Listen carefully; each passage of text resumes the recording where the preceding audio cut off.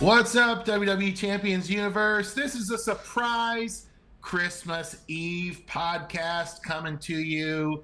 Well, for those of you not on our stream, we're probably going to delay release this, but it is actually the eve of Christmas, and Lee and I are cozy and comfy in our mountaintop chalets. You know what? I got off my normal intro to say, welcome to WWE Champions Chat, the fastest growing podcast dedicated to the WWE Champions mobile game. I'm Jimmy Uso, the not as popular, less cool brother. And with me, as always, everybody's favorite, Yeet Lee Brown. What's up, Jay Uso? Oh, no, Yeet. Come on, just because the glasses. Oh, wait, no, you got glasses on. Well, Piper said he just finished his Alundra Blaze feud matches just in time for stream, which I think is hilarious. Oh, brutal. What's up, Zandal? What's up, and Merry Christmas, Vinny 2Ks?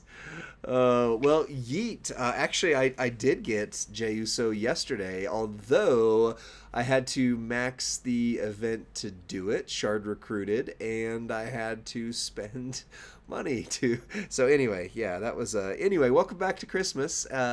So we've got kind of a surprise. It's got to be a quicker stream because we've both got family and stuff we got to go get around to here in just a bit. But you had a thought for this episode. What was it, Rusty? Okay, I threw out a lot of ideas, but the one I thought might be worth talking through is things we're hoping to see in the new year, things we like and want to see more of. Is that it? Yeah, kind of the Tim McGraw so. model? Yeah. I like it. I love it. I want some more of it. That kind of deal. I agree. Yeah. So last week we got together and we talked about kind of the best of 2024. And I think it would be, at the risk of being samey, if you haven't listened to that, go back and listen to it, because obviously the things that we liked about 2024, we obviously want to see more of in 2025. Right. But what we're going to try to do is keep from restating. One example would be the midweek prize wall. Like, right. we love it. It's no secret. It was our favorite thing of 2024. Of course, we want to see more of it, but how? What do we want to see on the midweek prize wall? What is it like? Let's get into some of the minutia about what we're hoping we as players of WWE Champions and as advocates for the community, what we hope to see the community get more of in 2025. That could be fixes to the game, that could be adjustments that they make, that could be something, and we'd love to hear from you in the chat today, because I bet you've got some fantastic ideas about updates and adjustments you might make. Lee, can I throw out the first one? This is one we've talked about. What I'm longing for in the new year, what I'm hoping, if I had one Christmas wish, it would be that they would remove all free posters from the loot, so that when you roll that dice on a mega, you do not end up with 16K shards of Brutus Creed or a Brutus Creed fuse. Right. The 12 Jays of Christmas was brutal to me, and my best gets were upgrades to free posters, like a Starfill to Huskus and a fuse to Brutus. Literally all I got from the 12 Jays of Christmas. Dang. Yeah, you must have watched some of our videos, because I probably went a little more aggressive on that in the comments of just being like, no more Huskus, no more Brutus in the paid bulls. Like, because that's all I was getting for a bit.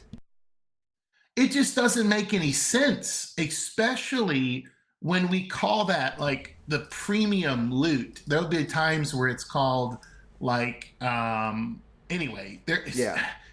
I just don't get it. I mean, especially if it's in the rare, mega rare, I don't get why there would ever be a like, yes, the community needs shards. Right. Those shards can be found in the key pools. We can put the 6K Brutus Creed into key pulls. Right. And that would probably be a get for someone in the community. Some of the guys that are newer players, some of the guys that don't spin, some of the guys that aren't ever going to buy a Mega, if they got a 6K upgrade to their free Brutus Creed poster that's sitting there at 3-star, they would probably be excited about it, right? Yeah. It would probably be a feel good instead of something that feels very, very bad. Yeah. I don't want to rant. I want this to be a happy Christmas episode, but bruh, come on, bruh. Come on. Well, we did start with just a little rant, like no red face, no holly jolly facial right there, but yeah. What's up, Spider Guard? Happy holidays, Merry Christmas. So I would say mine. I was thinking about this. Something I kind of missed on the last week's conversation about what did we, like best about 2024. So one thing I'm hoping for 2025, they did a really good job in 2024 of closing the gap on some missing classes and eras and things like that. So for example, the biggest complaint we had for a long time, well, among them, was that there was one Legends era female. One, right? And then we got Sherry, and then we got the month where they made modern era characters into Legends and really closed the gap. And so now there's a decent, like most everybody has heavy metal Rhea. She counts as a Legends era female. Like nobody in the community is complaining, or at least that I've heard, about Legends era female requirements any longer. That being said, there are some gaps. For females, we especially saw it as one of our friends, Piper, said in the chat here, like they required new gen female. Well, there's one. So now we have one female, new gen, right. It's Alundra Blaze, right? So as you said, what if they did the Venus de Milo turtle, or what if they did Becky Lynch's April O'Neil and did a Turtles crossover, something to fix that gap. But it's not just females. Now, females for that era in particular, new gen is big, but think about male PG era. Think about male ruthless aggression era. Oh, they kind of did with Batista. That helped a lot. But there's just some gaps. Ozzy's ruthless aggression?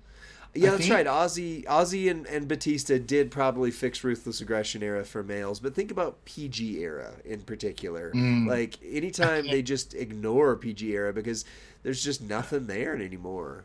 Is PG era is the best one. Is PG era help me understand when in WWE TV that was basically like the reign of Cena, right? Like happy no cuss Cena, right? Is the PG era? Well, it was pretty much everything right up before the modern era. And technically most of the modern era, quote unquote, that they have in the game is people from the PG era, but whatever. So what? Yeah. So, I wonder what the fix is. Is the fix that they maybe relabel some of the modern era stars as PG and expand it, or is it to focus maybe a whole MLC on the PG era? Right. I'm not sure. And there are other categories. Certainly, PG female is equally weird and thin. Right. And yet, I noticed, I think it's Trickster Natalia is both PG era and Raw, both links. Because I was looking at her if she met a specific feud requirement. Because there's not a modern era natty in the game. That's hilarious. I didn't even think about that. Well, yeah. So it's just a weird. It's a very weird era, and yet a lot happened. Even if it's finally the meta relevant Cena that we get in his farewell tour in 2025. What if they do a month dedicated and featuring John Cena and some of his greatest rivalries in the PG era? So we're gonna get our 18th John Cena and 20th Randy Orton. Awesome. Well, who else did he? It was a CM Punk, right? Would that have been counted and like the Yeah. older CM Punk with Yeah, long like hair, Voice of the Voiceless, the Savior version. Yeah. right? Like the pipe bomb CM Punk, Right. um, the young Miz out of NXT would have been a PG era. Yeah. The Big Show. I mean, I don't know that there was any more iconic of a wrestler in that era than the Big Show. Yeah. And yet, and I don't know, you are a lot more updated on who has the licensing and who's Yeah. working for which company. I don't know where these people are. So I always throw out ideas that you're like, oh, actually, they work for. We're gonna do that. They live in Japan. Let's just say they live in They Japan. live in Japan now, That's all we can or say. Florida. Yeah. Yeah. Yeah. Well, and you brought up something. I mean, something I've long wanted in the game too is for them to readjust some of the eras. In particular, the modern era is just now a catch-all category. I would love for them to introduce the Paul Levesque era, or a new era, and make modern era, a past thing, because otherwise. Like, for example, like we've got some of the people who live in Florida and live in Japan now, who are in the modern era, but it's like, like Woken Matt Hardy, for example. He's TNA, so we can almost say his name. Woken Matt Hardy is a gimmick pre-Thunderdome, right? And yet that's considered modern era in the game. Not that I have him. I don't have that poster. But there are a lot that are like that. Your Rusevs, your, so on and so forth, people we can't name, who are not modern in the sense that they have been active in the last little bit. I would love to see them do like a pre-Thunderdome era, a Thunderdome era, a modern era, and then like a Jean-Paul Levesque era. Add four, but then the big problem would be straps. Like, how do you reclassify your straps? And if you let's say you make Matt Hardy a pre-Thunderdome era, but you've got a modern era strap on him, suddenly that strap doesn't work anymore, and then you've got to move all your plates, and you've got to, so it doesn't really work. But what's up, LC Blue? Merry Christmas Eve. So yeah. So I pulled up a graphic that's like PG era, and it's like babyface Brock Lesnar, like world champ status Big Show, both Hardys, The Shield, Edge and Christian, John Morrison, Rey Mysterio, Triple H still being kind of iconic in that era. I don't know if it's American Badass Undertaker or if it's just like generic Undertaker, but he's part of it. Shawn Michaels, apparently The Rock still wrestled in that era. I mean, he's kind of wrestled in every era since he came, Jericho, but it's like 2 minutes. Yeah, it's interesting. Batista, of course, but now, it almost seems like a very small roster. Like it seems like a very limited. Were they running 2 shows back then? Did they have SmackDown and Raw back then? Because I don't know how they would do all that. Surely there's a lot more. There are a lot more on there. Let us know in the chat who we're not thinking of in the PG era, so we can figure that out. But Lee, you said something that got me thinking about underrepresented superstars, and I think there's something about the new. What's that? Mary. There's something about Mary. Oh, something about Mary. There's something about that era of gimmick wrestlers that I think is vastly underrepresented in champions. Now, here's why I am suggesting the gimmick wrestler, because WWE owns the rights to the gimmick. Like that's true. So they had no problem trying to replace Razor Ramon with like a substitute wrestler because they own the gimmick, right? Or Diesel. Now that was terrible to do. Yet Zandal wrote it. One of the first ones I'm thinking of, the Repo Man. Yes. The Mountie, the Repo Man, Skinner. Remember these guys? These Brooklyn are like Brawler, the Bastion iconic, Booger. Yes, where like the gimmick was everything, and Doink was probably the most iconic of all the gimmick wrestlers because like 3 or 4 different people played Doink over the years, right? So they didn't care. They would just throw you in clown paint and you'd be the new Doink because they own the gimmick. So I wonder if there's something that we could dig into from that gimmick era of all the most outrageous gimmicks, and then could they unpack even another layer where you have people that had names like Kamala, like how awesome would he be in our game? Tito Santana, who was I've noticed recently they're starting to feature these people. Like Tito Santana was at Saturday Night Main Event. Jimmy Hart was at Saturday Night Main Event. So yeah, I think they can bring back some viable gimmicks and make them meta relevant. Sergeant Slaughter is a great one. Who's like, this is an iconic wrestler that even main evented WrestleManias. And yet CM Punk hasn't done that. Right. Ooh. Yeah. So I think sometimes that's low hanging fruit because of our age. I bet the average age of player in this game is our age and grew up watching those guys and really would like meta relevant nostalgic gimmicks and wrestlers. I agree. It'd be great if, like we've got the Aussie, we can just call it the Aussie format now, but how they introduced Aussie and then they gave us Zombie Gunther that way and then Rosie and then so on and so forth. Like what if they used that spot to fill your PG area, to fill your ECW? We still need an ECW, event, like a whole MLC around ECW.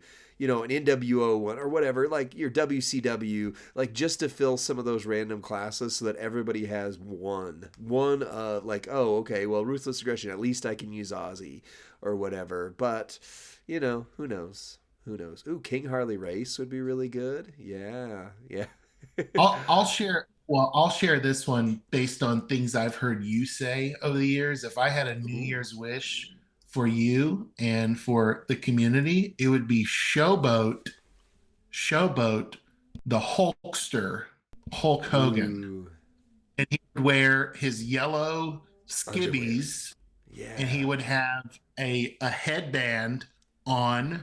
In his animation, he would, rip the shirt and he would have the yellow tank with the rips in the back and where it would just say Hulk Hogan. Kind of like the iconic Hogan that we grew up with. Hulk rules. Hulk rules.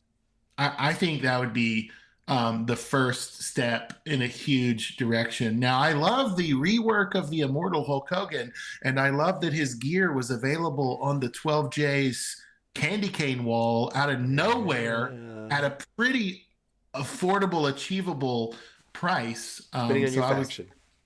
Yes, depending on your faction. Very much so. So my wish for you and for other 40-somethings wrestling fans would be that we really get Hulk Hogan in the yellow panties. And then it would be when it comes crashing down and it hurts inside. Yeah. The Hogan that would not job to anyone, right? Right. It doesn't work for me, brother. Oh, yeah, no, brother. I'm not taking a fall for you, brother. Well, let's see. Some other things that from this year. We got a strap filter. We didn't talk about that on the celebration side of things. That was a huge celebration, but several of people have pointed out we need a trainer filter. Like, oh my goodness, we need the ability to filter trainers better. Like there is a filter of sorts, like, gym damage, blah, blah, blah. But there's now 7,000 people that do gym damage in the game. And so if we could just have a search bar where we just searched Kofi and I could put in, my yellow trainer Kofi, MP trainer or whatever, as opposed to having to scroll through literally 600 characters to try and find the one. And on the candy store accounts especially, like you guys think it's bad on your accounts, at least when we're on our own personal accounts, I know all of my MP trainers are very low talent, so I just go down to 5K talent, there they are. On the candy store, you could literally just be like, Well, I hope I didn't miss them. And then if you do, you got to go back through 600 people again.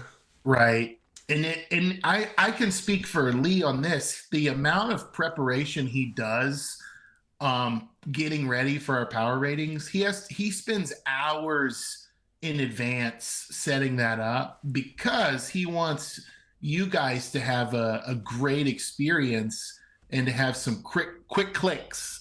Um, if we didn't have that, the majority of our Twitch stream would be you guys just watching Lee scroll through Set of Entourage. trainers, yeah. That would be it. That would legitimately be the whole stream, and especially because we play on the portal without an emulator. So Lee, thanks for all your hard work, and that's another wish that I wish for you in 2025 is the entourage search. That's a great idea. Well, you're wishing things for me. What do we wish for you, Rusty? What do you want to see in I want to see 2025? more. I want to see more diversity of offerings on the midweek prize wall.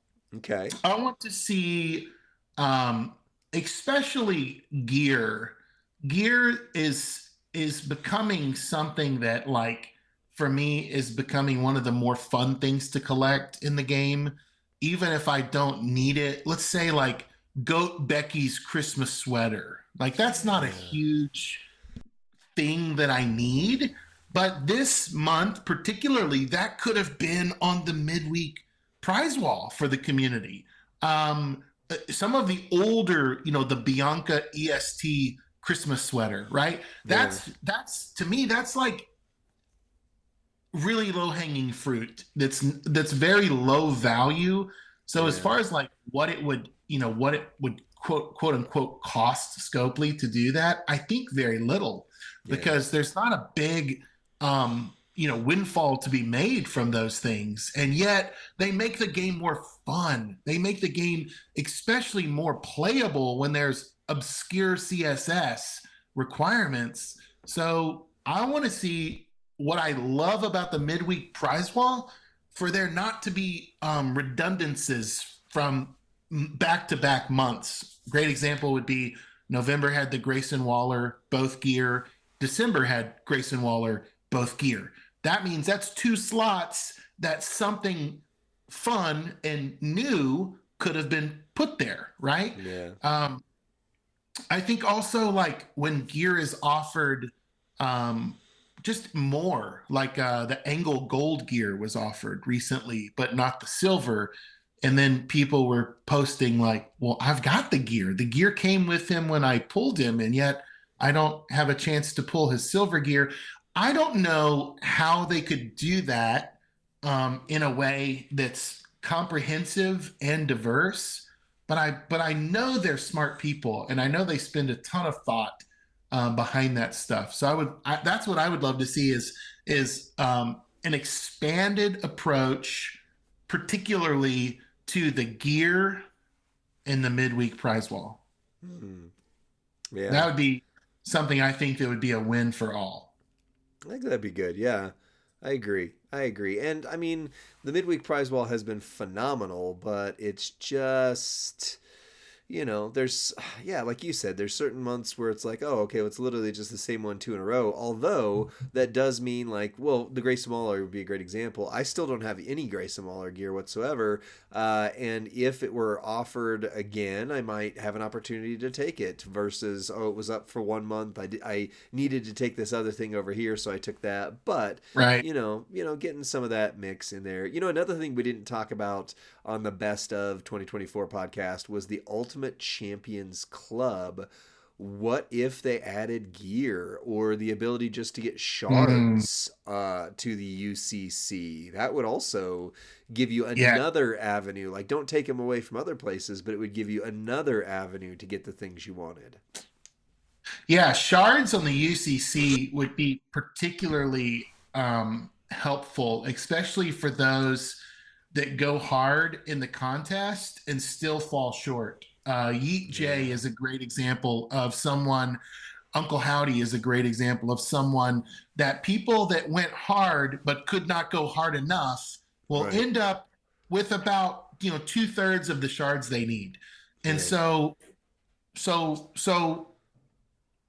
I think if they really want to incentivize that subscription on the UCC, add 500 shards for 700K or whatever, whatever you deem the appropriate cost. I don't know what that would be. Maybe not 700K, but it seems like that would be something that would be a well-received and would incentivize more to participate, I think. Right. Yeah, well, like, for example, I'm 50 shards short of Tori. If I'd have been paying attention to offers a couple weeks ago, I could have gotten them in one of the offers. But then she's been in like the loot this week or whatever. There was a chance to get shards of her. Never got them. I'm 50 shards short of Showboat Undertaker. I'm etc. And it just seems like I might there's spurts where they're like constantly in prize walls and I miss them and or I didn't prioritize them at the time because I wasn't quite close enough. And then once I'm like, oh, now I need those, they're gone. They're gone forever, and I can't find them anywhere. Yeah. So, yeah, and that's I think a common I know on some level FOMO drives the impetus of this game. Like I understand that, but if you're paying for a subscription, you should be able to circumvent the FOMO, right? Especially to the tune of $30-$40 a month. That should be your insurance policy, where you still go hard in a contest, but you can say, and I've subscribed to this thing for 8 months, so I know I can get those final J shards, or I know I can get those Howdy shards because I'm a member, and membership has exclusive privileges, right? There was a commercial like that in the 90s. Membership has privileges. Wasn't it like the Diners Express? Club or something like that? Maybe it was, yeah. That's funny. Well, one more thing I would love to see in 2025 that they did a really good job of also in 2024 is giving access to characters that have been unavailable for a while. Like, so for example, when they made Eric Rowan, the Powerhouse version, the Aussie event style guy, I was super happy. I didn't even care if they reworked him because that was one more character that I've just had sitting on the list of people I cannot get. And so, what about Stardust? For goodness sakes, let me get access to Stardust. He's in the game. Cody's been in WWE now for like 17 years, again, and, whatever. But there's like Arn Anderson. Arn Anderson came back for, at least a cameo moment to give Cody the go get him and all that. Like, there's a bunch of guys that I just don't ever have the chance to get. And I am a collector. I am a Pokemon. I am a, whatever guy where when I just see him down there, I'm like, but why can't I get, like, they're ones that aren't going to change anything in the game. Like Dean Ambrose, the Striker version or actually I'm missing both Striker and Trickster for him. Like, I get that he's in another company as a different name, but still, why can't I have him? He's in the game. Hundreds of thousands of people in this game have him and use him. No, they don't use him anymore, but you know what I'm saying. Yeah. Yeah, and I don't know.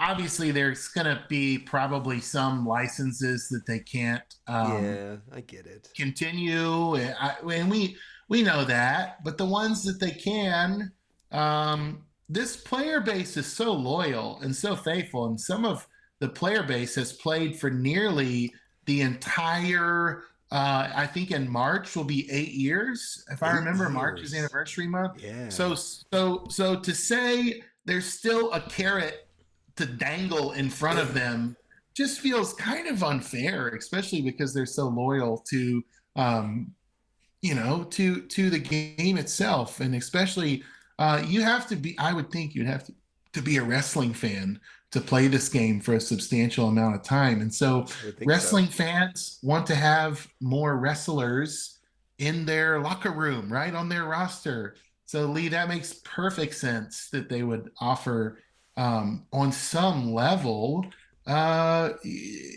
things that they may not even think are of value. They're probably sitting around going, why would we offer Stardust? If we offered Stardust, people would just complain and say he stinks. But But But so still, maybe it's good for them just to hear this from us right. today. Oh, and no, I'd really like a chance to get those. Right. Well, there's They a could be in the system. loot. They They could be in could the be. loot, right? Instead of Bruce Creed. Good gosh.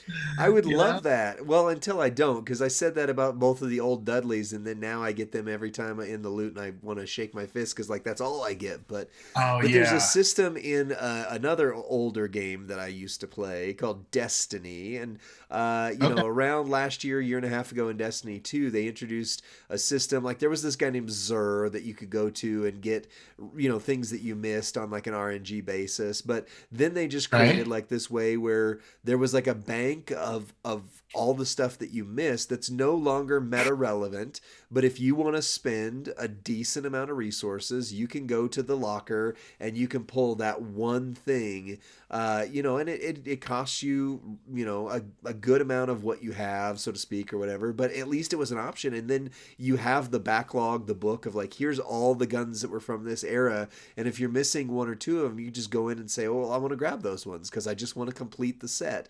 And similarly, I get with guns in a space shooter game, there's no licensing restrictions to, oh, well, that has the likeness of whoever that's now a, anywhere from a concussion lawsuit guy to a just with another company guy to a whatever.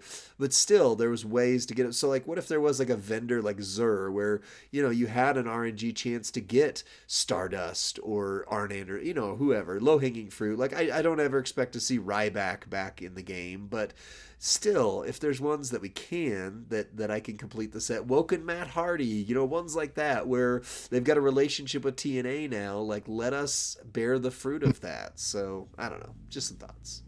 Yeah, that makes sense, Lee. I think that makes a lot of sense. And as I think about a wish for 2025, what we would see to continue in the new year or enhanced in the new year, I think this has been greatly improved, and I think it can continue to be improved.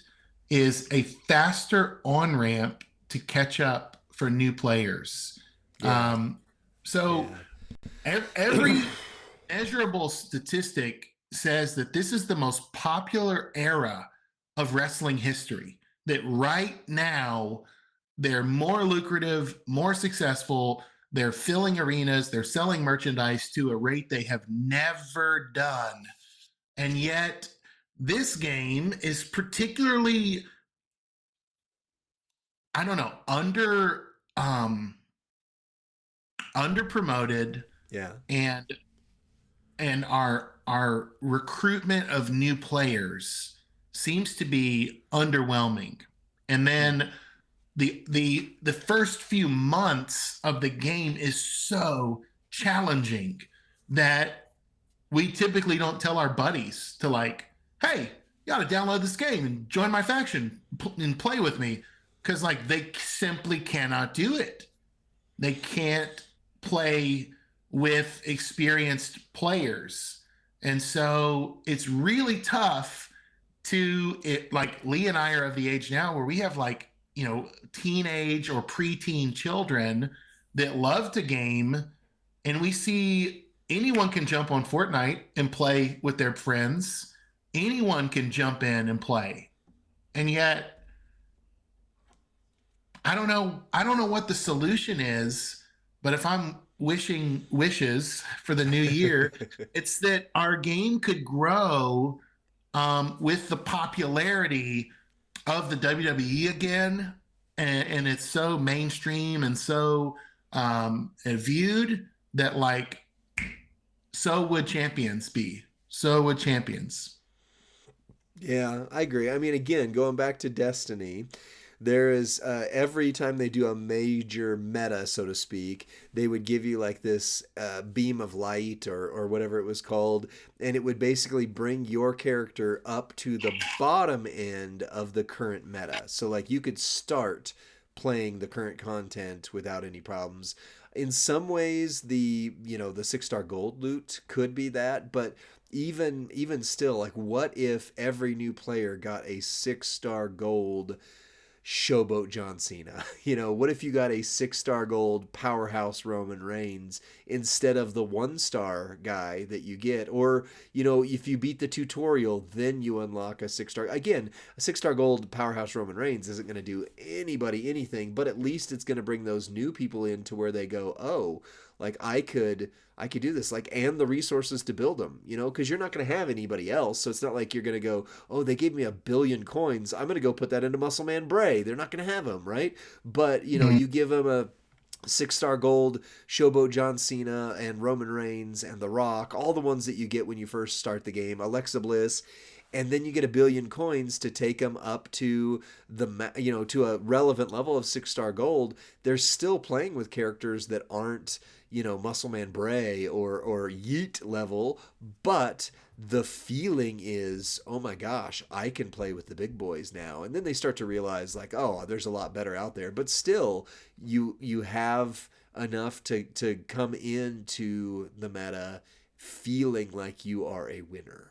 So, I don't know, just a thought, just an idea.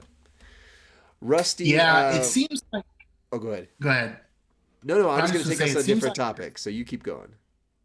Yeah, I just think there's a lack of, quote, arcade mode, right? Where people can come in and play the game and check it out and see what it's like to play the game at a high level, and then decide whether or not they're going to start investing in like a collection.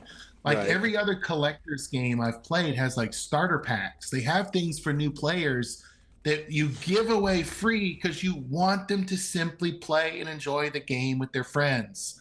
Even, you know, games like TCGs like Magic the Gathering or comic books where they have like free comic day, like they give you free things, which is kind of like what drug dealers do, right? Your first Wow. taste is free. Oh, Wow. right. No, but it's like you got to, how can they develop a taste for something that has such a high level of entry? And Right. I don't know what that solution is, but I hate seeing ads for other games in the middle of WWE TV because our game is better. I On every agree. level. Our game I is agree. better. It should be us. It should be us. I was So, watching Saturday Night's Main Event, I think it was, and they had an ad for WWE Mayhem on mobile. And it was like, this is our 7-year anniversary. And I was like, 1, I forgot the game existed. 2, it is nothing in comparison to Champions. And 3, I why know. did they get a spot on Saturday Night's Main Yeah. Event? Yeah. Right. I don't even know what that is. And I don't know the politics that go behind it. I don't know the business side of things at all. But I'm just like, man, there was a time where Champions had legit commercials with like Alexa Bliss on it telling people to download Champions. And Wow. Really? yeah, in the middle of WWE TV, right? Crazy. So then you just go, what do we got to do to get some of that magic back? Especially knowing that the Paul Levesque era is the most profitable era. You would think it would be a very ambitious business decision. So, Right. yeah, I don't know. You're gonna take us in a new direction. What is it? Well, just kind of I don't know if it's our final, but just as we go into the game, people in real life that you would like to see represented in the game in 2025. So like this year, we got a bunch of first time. We got the Wyatt Six. We got the return of CM Punk. We got the Great Muta. We got all of these people that we hadn't gotten before. What would be something or someone, I guess in this case, that you would want to see? They could be people who are in the game but underrepresented, or just first time evers.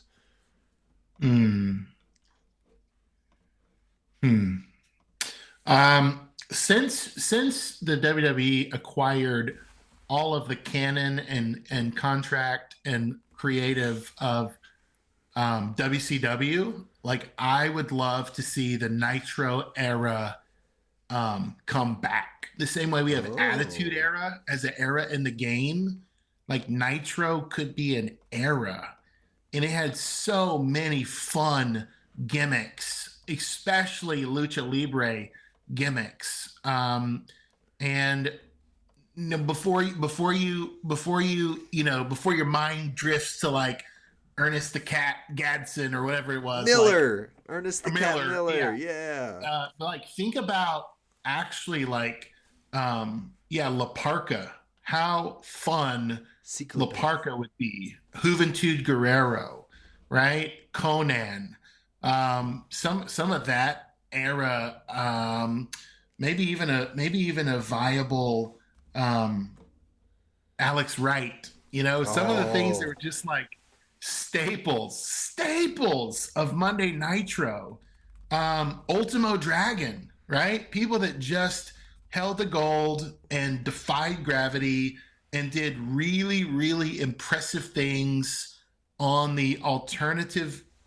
Now, then it was the rival, but post-merger, post-acquisition, they no longer became the rival, and now they became part of the history of the company. So that would be something I would love to see. I would love to see the WCW link expanded and potentially even a Nitro era created. Now, that's if you're technically watching the Attitude Era, but I'll give it to you.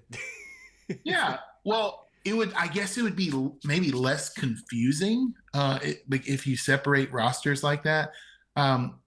However, if you've been watching the chat, name after name after name after name has been cycling through of WCW greats. Wow. That could be an easy low-hanging fruit to say. Again, we're kind of pandering to the 40-somethings who have that longing for some nostalgia, and this is something we're going to do. Mongo McMichael, Dean Malenko, Wow. Some of that era where it just wrestling was surreal to me back then. I didn't ever have to ask whether it was real. It was surreal. Yeah. It was an escape. It was the fun refuge that I had away from the pressure of high school, the pressure of where I would go to college, the pressure of who I was taking to the homecoming dance. It was just Monday Nitro and Raw. That was like you would go into hiding, if you will, in your living room and not have to think about any of that stuff. So yeah. Nice. I just think opening up the canon, opening up the I mean, if we can make a relevant Maxine Dupree, right? That's top of meta. I love her. Anything is possible. Also, revisiting a lot of those names from Summer of Champions that didn't get the votes. There were some really, really, really good names on that list that did not make it through. So, right. Brian Pillman being one of them. Yeah, I'm surprised. I thought he would show up for sure. Yeah. For sure. Huh. Well, I would say, so I thought of one other thing along with it. Like, one of the things I want to see in the game is another set of double 4MP trainers with different colors. That's one that we talked about, we missed. But in terms of people coming in, like, they've been doing a really good job at getting all the ones they can. I agree, like, WCW has become underrepresented in the game now because of, like Psycho Sid. Nobody's going to use the Striker Sid anymore in game. Even DDP, the Hall of Fame version of him is the closest to relevant. But yeah, I would love to see like a Monday Night War or an Invasion MLC. The Invasion was done terribly in real life, unfortunately. Right. But like a Monday Night War MLC or something like that, where you have maybe we didn't do a 2-month one this time. What if we had a 2-month MLC where the first half of it was Nitro characters and the second half of it was WWE characters, and you had you had to fight them against each other constantly? That would be fun. I would like to see events like that. Yeah, I think that's a great idea. And I know, okay, let me just say this. I acknowledge that the development of this game and the creativity behind this game, I think right now are at an all-time high. Agreed. I don't think they're lacking good ideas. Right. I think, a couple of things. Number one, there's just a limitation of time where you can only have so many things and characters in a year. And then another is just that they have to always run and work with WWE Creative, who may not share the same, excitement about an idea. And so I know that limits them. So I just want to be sure I'm giving acknowledgement to the fantastic job that they're doing. Ninja Turtles, Wyatt Six. We saw some of the coolest animations, some of the best graphics, best art, best move sets. Comprehensively, these characters' move sets flow together so much better than in the first few years. They were felt disjointed and choppy and really high MP. So the game has changed, and they are firing on all cylinders. And I know really good things are coming in 2025. I agree. Well, my hopes, two of them actually. I want a top of the meta AJ Styles before he retires and we lose the opportunity to have that powerhouse AJ Styles in the game. I would also like a meta relevant Gunther because Tech Gunther is problematically not great, and you can make him great. It just takes everything. Like, he needs a fourth move, or they need to give him combo moves or something to really cinch the deal. But yeah, Gunther and AJ Styles, I would love to see meta relevant versions of them. And then in terms of legends that I think they actually could get to, because they've been featured on TV and etc. You nailed a couple of them, but I would love to see Tito Santana. I loved Tito Santana when I was a kid. Him, Coco Beware, even I wouldn't even mind like like they haven't introduced a new C tier character in the game, and I know that would be stupid and silly, but what if they released like Brother Love as a intentionally C tier character that's just a punching bag? But he had like a ridiculous trainer ability or something. Well, I think you bring up, ultimately, you and I have talked about this a lot of times. The game is ripe for some sort of valet or manager being in the entourage. I think there could be a fifth entourage spot, and it could be taken up by people like Vincent Virgil or, people like Jimmy Hart, Miss Elizabeth, Jimmy Hart, Mr. Fuji, right? Reverend Slick, Harvey Whippleman. Harvey Whippleman. There's so many. There's so many promoter or valet opportunities in the world. One of my favorites was what was her name? What was Marlena's name? Marlena is one, but then she had the corporation. It was like an evil corporation. Oh yeah. She was with Goldust. Well, she was with Rotunda. She was with Mike Rotunda. Was her main guy, and she had this like Mr. I think his name was Mr. Biggs. I don't remember it. But Michael Wall Street, right? Alexandra York is what Xandos said. The York Foundation, yes. Like Alexandra. So all that to say, it's a very, very deep roster of valet manager. And we would be remiss if we didn't say the greatest mid-carder manager of all time, Paul Bearer, right? Oh. You're just not gonna. Oh, okay. I think I'm gonna leave that joke in 2024, and I'll reach for some new material. But I had to get one last one in, right? I love it. Oh my goodness. Well, wow. I've got a few minutes. Probably about 10 minutes left ish. Do you want to hit some WWE TV, or do we want to keep going on this topic? Sure. Yeah, WWE TV, Lee, it has not been said yet. But we are now on the road to the Royal Rumble, which means we are almost on the road to WrestleMania.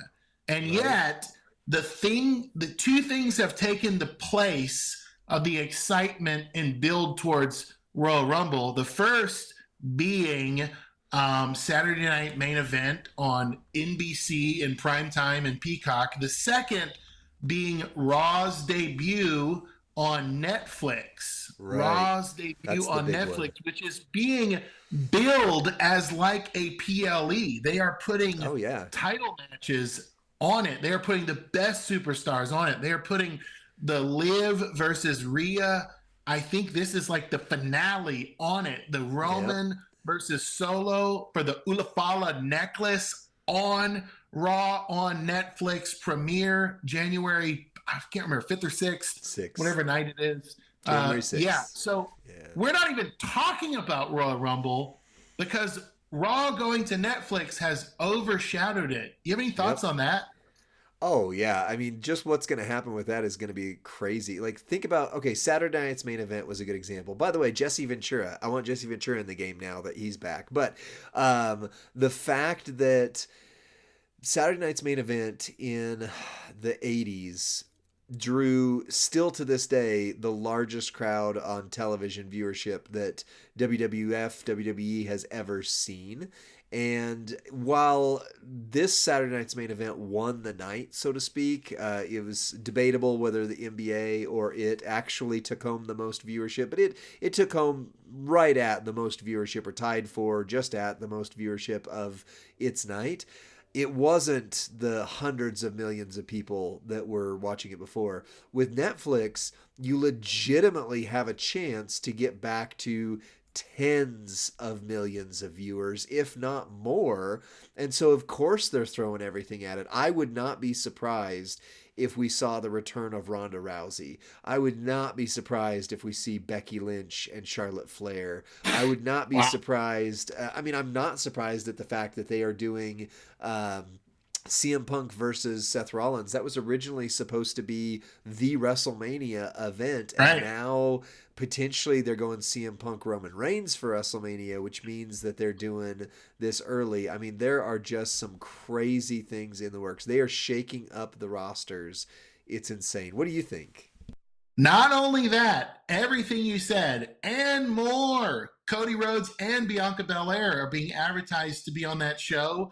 Logan Paul returns to the WWE officially on the Raw roster. Right. And it's going to be the kickoff of John Cena's 2025 retirement tour. Yep. What? How is this not WrestleMania?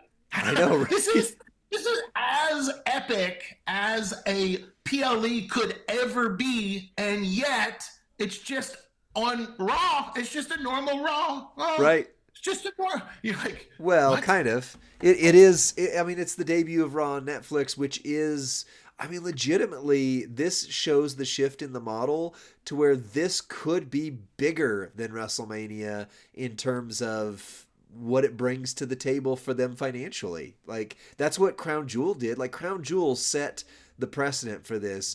The first set of Crown Jewels were more financially a windfall for WWE than any WrestleMania they had in history up to that point. Right. And this is following along that model. They have a chance to reach more people with Raw debut on Netflix than they do the last 30, 40 years of WrestleMania. It's that big. Well, even more so, this is what we were saying. This is an opportunity for WWE champions to reach a whole new audience as well. That's and right. We don't have we don't have to beat that drum, but like here's what I don't know how they recover from this. I don't know how Roman gets to Ulafala. Yep. And becomes the tribal chief again. Yep. Like. Oh, it's easy. That one's easy. What do you do with Solo? He just apologizes and falls back in line and rejoins. What are they doing with Jacob? And Jacob, who's the most interesting of all of them at this point? What are they going to do with Tama Tonga, who growls like a gremlin, and Tongaloa, who is there? Right, who exists. He's Congrats. There. He's like the state of Delaware. He's just around. He's just hanging out. Oh, you just offended one an of the entire crew. state. I love it. One of the crew. Yeah. So, how do they continue to either grow this or depart from this? Does Roman actually become a face? No. Maybe. Maybe. I just think this is the epic I would think this would be the epic conclusion to the Bloodline story. Now, what it tells me is they can't do that. What it tells me, Lee, is The Rock is going to come and interfere and blow the whole thing, and there's not going to be an exchange of Ulafala.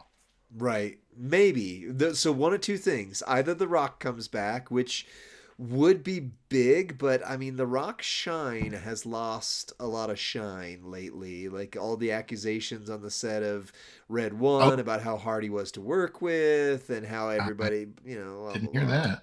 Oh yeah, like there's a whole hubbub on there about how, and he admitted to some of it. Like he was up to 8 hours late. A Christmas movie for kids? He's having a hard time making a Christmas movie?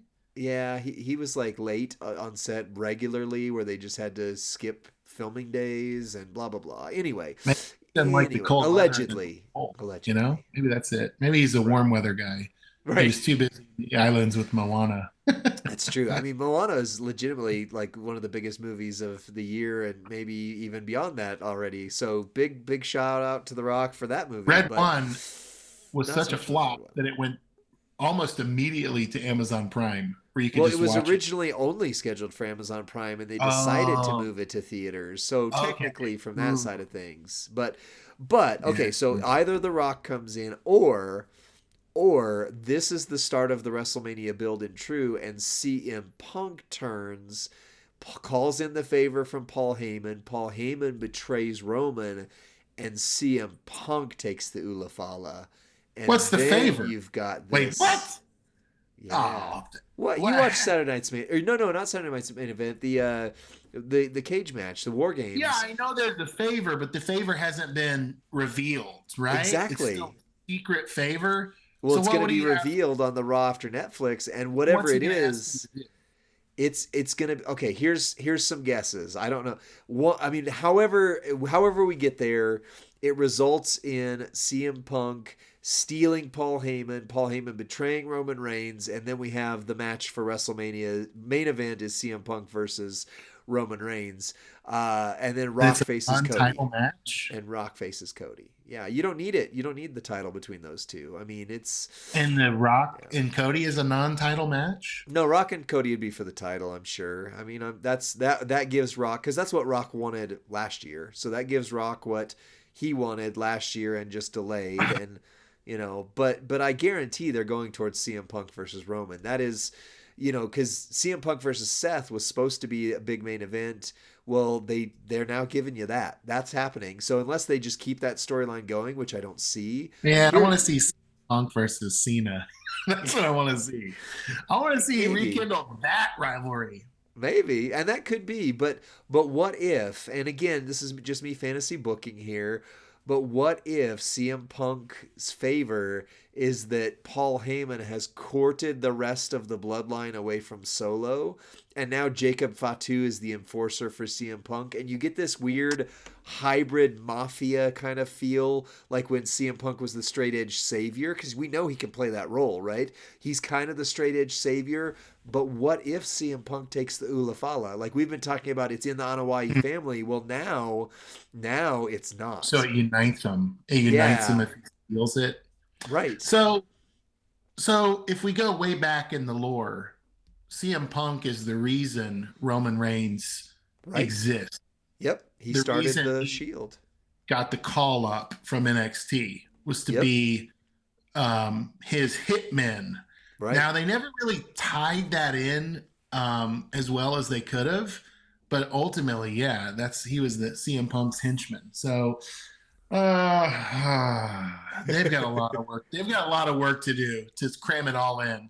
Just doesn't seem long enough. Lee, do you think we'll have any title changes on the Raw on Netflix, or is it just a fancy house show? Well, I don't know. I think it's kind of in some ways, it's a fancy house show. I mean, maybe you probably want to have at least one. Maybe, I don't know, who's Gunther fighting. Maybe Gunther loses the world heavyweight. He's not listed. Oh, he's not listed on the card yet. Well, that's because they're going to move that title to SmackDown. I mean, the main title, Cody is going to move to Raw. That's just like, they've already said, Netflix has said, we want CM Punk, we want Roman Reigns, we want Cody Rhodes. Like, and they're paying out the nose, so they're going to get him. Yeah,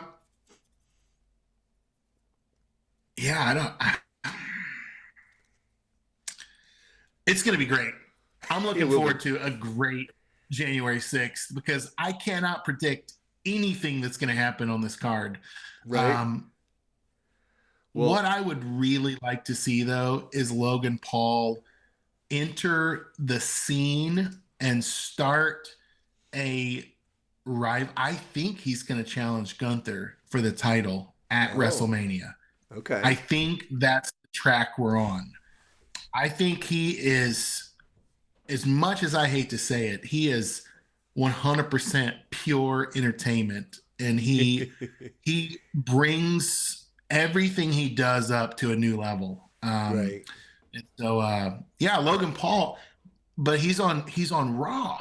So that doesn't, I don't know that works yet. So I don't know. Who knows? All I know. It is very confusing to me.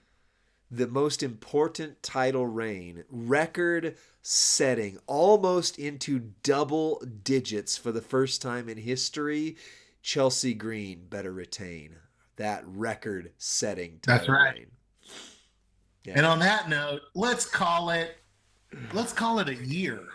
Let's call it an episode, but let's call it a year. Let's say goodbye to 2024, Lee. Yeah, let's say goodbye. Do you remember George Bogaski? One of our teachers at college, George Bogaski, whenever he would say in the class, he'd say, let's call it a day. And then he'd end class and go, you're a day, and walk off. So we're calling it a year. You're a year. All right. Well, thanks for joining us on this episode. Join us each and every Friday night as we power rate the newest superstars in WWE Champions Universe. And we need you to do it. We need you to enter the chat, cast your vote, and share your thoughts with us. We can't do it without you. Also, Christmas Eve, because it is tonight, I don't know when we're going to publish this, but we're doing a mega stream with a lot of giveaways. For those of you in the chat right now, there's going to be a lot of giveaways, and all your favorite content creators are going to be on there mishmashing it up and hanging out together. That's right. So with all of that, friends, have a merry 2024 and have a happy new 2025. We'll see you next time. I said 2024.